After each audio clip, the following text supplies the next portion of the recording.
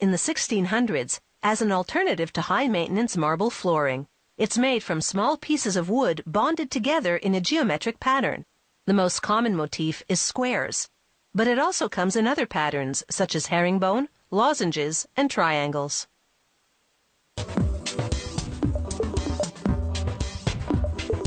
Parquetry can be made of laminate or plywood.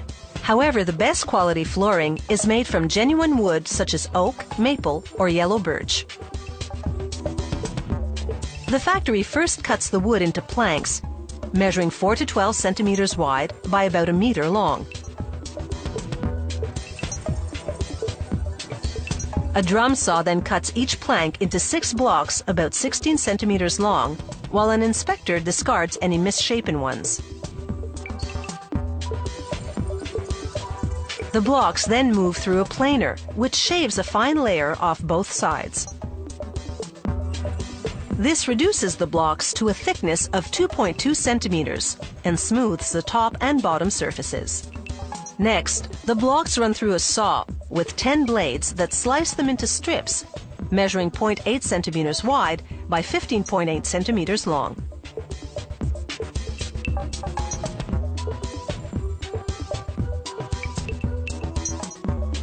Quality controllers remove any strips with inconsistent thickness, which are usually the ones cut from the block's extremities. The good strips continue on to another area where they undergo a more thorough quality control inspection. A worker checks the tops and bottoms, then lines them up on a conveyor belt, good side up. She also discards any substandard strips that may have slipped past the first inspection. The conveyor belt then flips the strips over. This positions the strips underside facing upward.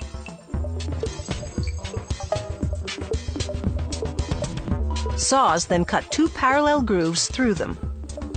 These grooves are set 22 millimeters in from the edge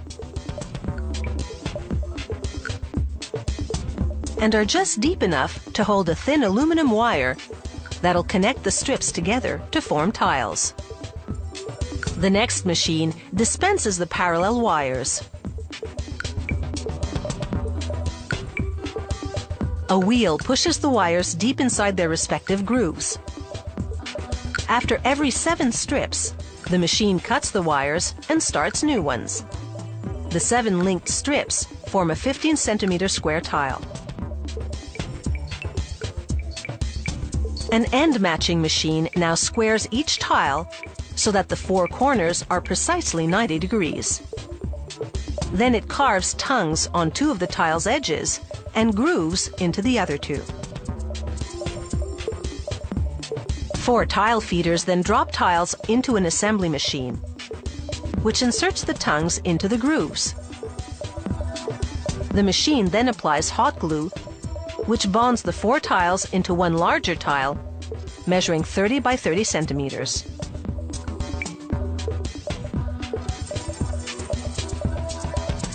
The tiles are now ready for varnishing. Feeders drop them onto the automated varnishing line.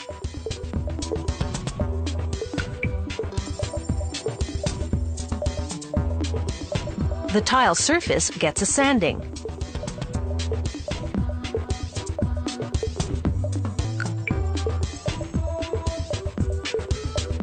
Rollers then apply an even coat of varnish.